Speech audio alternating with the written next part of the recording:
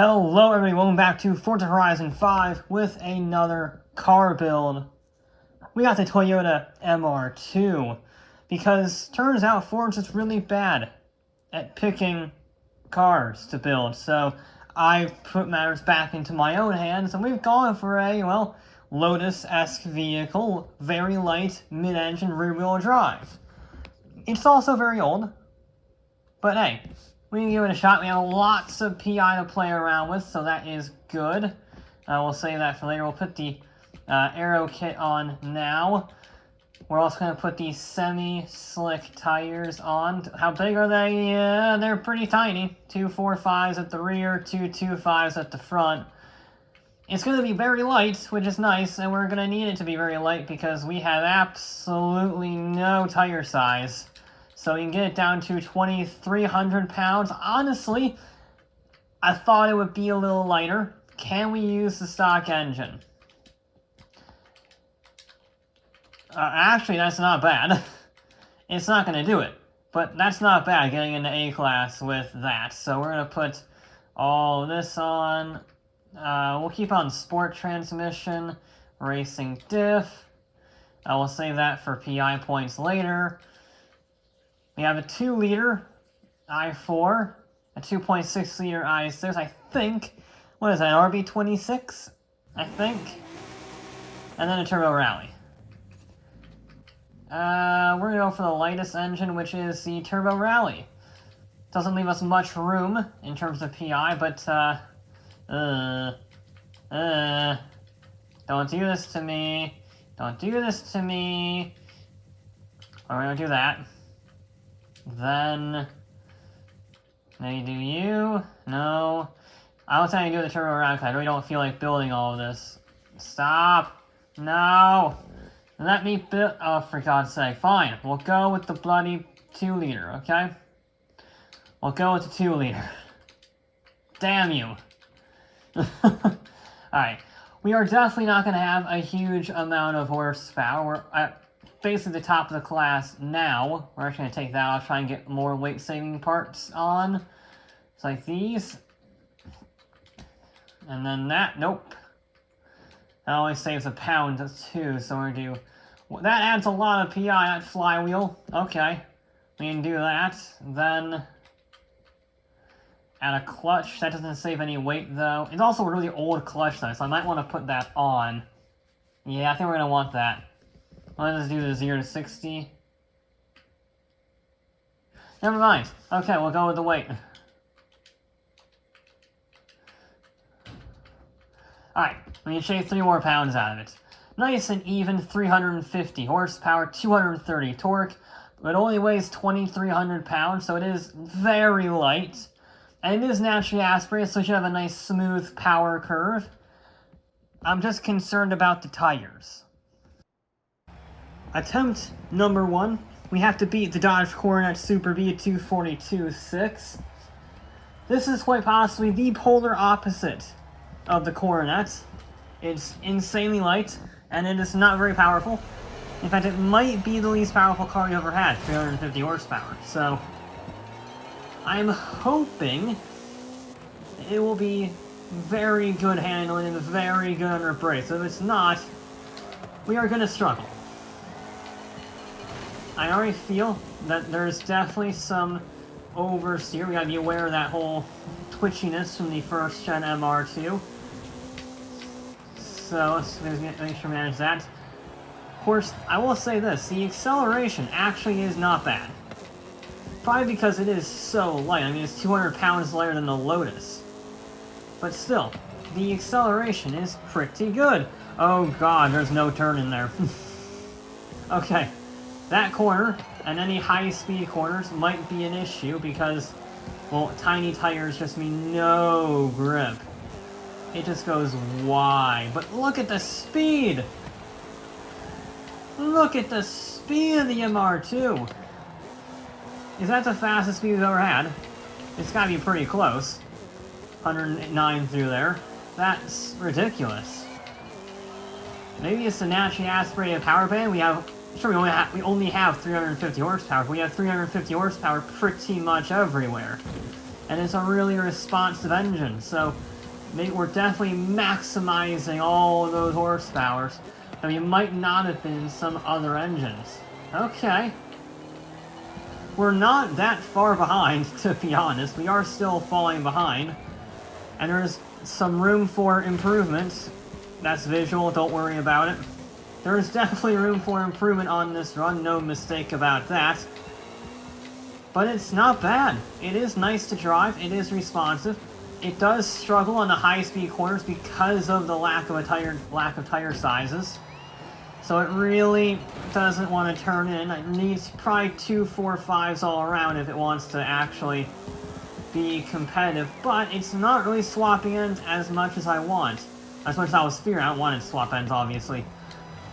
I was afraid that it was going to do the old lift-off oversteer twitchy thing of death. And yeah, I'm trying to avoid lift-off oversteer whenever possible, but still.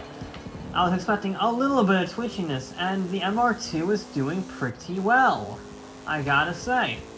How's our top speed gonna be? It's actually a pretty aerodynamic shape. Kind of. So it's not gonna be terrible, but 139, it's actually faster. It's almost on the same speed as the Corvette, for gosh sake. Oh dear, yep, no turning. Okay.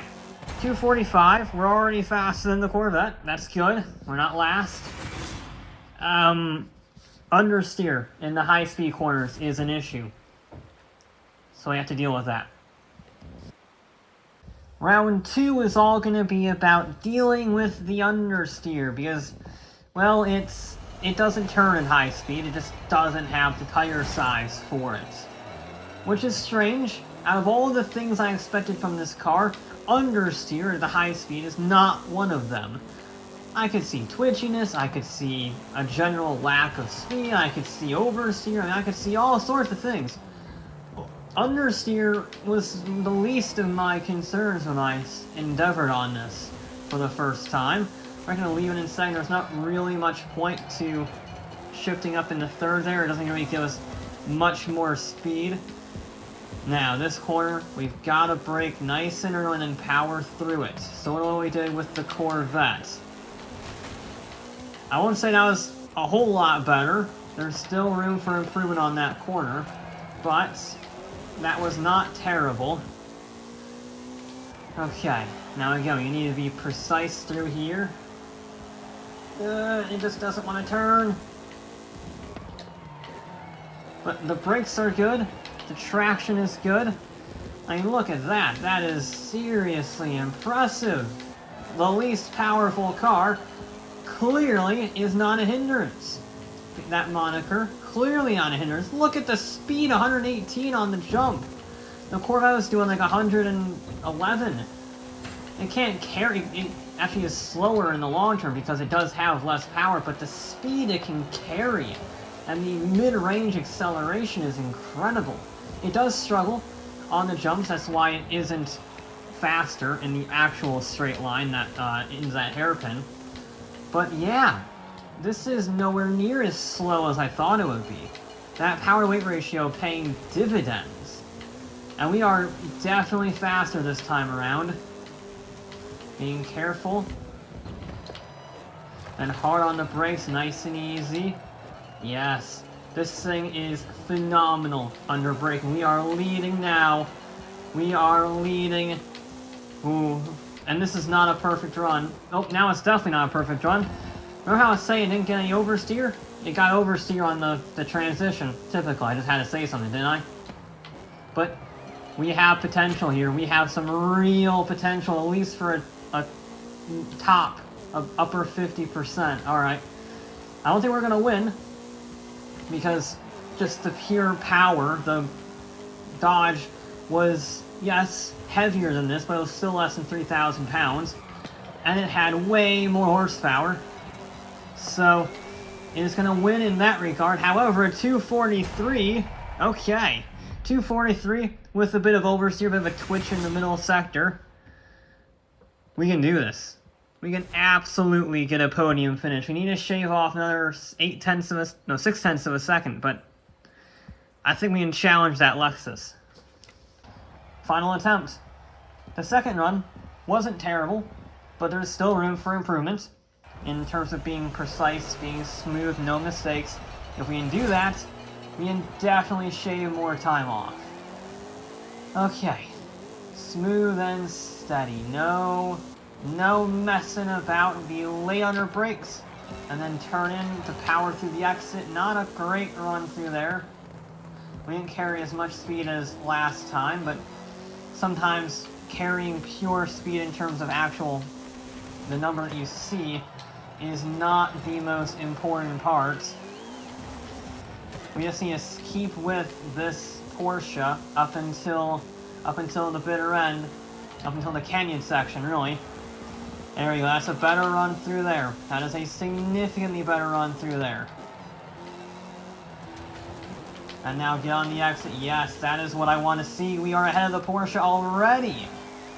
Okay, and I know that's the Porsche, but it's really the Coronet. We were a little wide there. I couldn't quite get my turn in right, and that just screws you up for that entire corner. But still, right now we are on par with the Coronet, because that is the Coronet's time essentially. It's like a few hundredths of a second off, but who really cares about that? It's a little sketchy through there, I'm not gonna lie. I try to be clever, it doesn't have the grip for that. But the brakes are so nice on this car. The brakes are so nice. Okay. We're still good. I braked early there, so I can turn in. Oh, we just about made it work. Don't go full throttle over the bumps, because you will get oversteer. Because this has tiny, tiny tires, but we are leading already. You only have to make up the time. Come on, baby. Be smooth over there so I can get a nice, easy turn in. No reason to push it. We're already leading. Come on, MR2. Come on, MR2. We are pulling a gap. Question is, can we maintain it? Oh, I don't know. We have a pretty good gap. Brake late, but not too late. Now get on the power. We're still leading.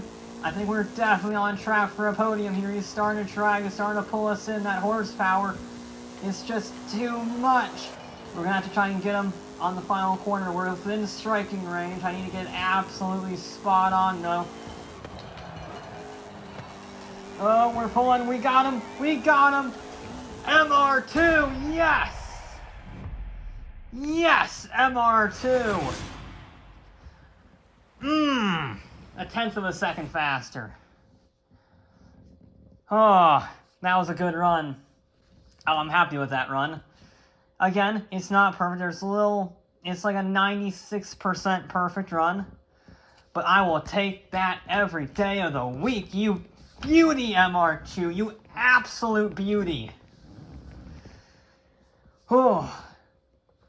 Yeah, it may lack the high-speed grip, but the braking and the low-speed grip is so phenomenal in that car. The brakes really sell it.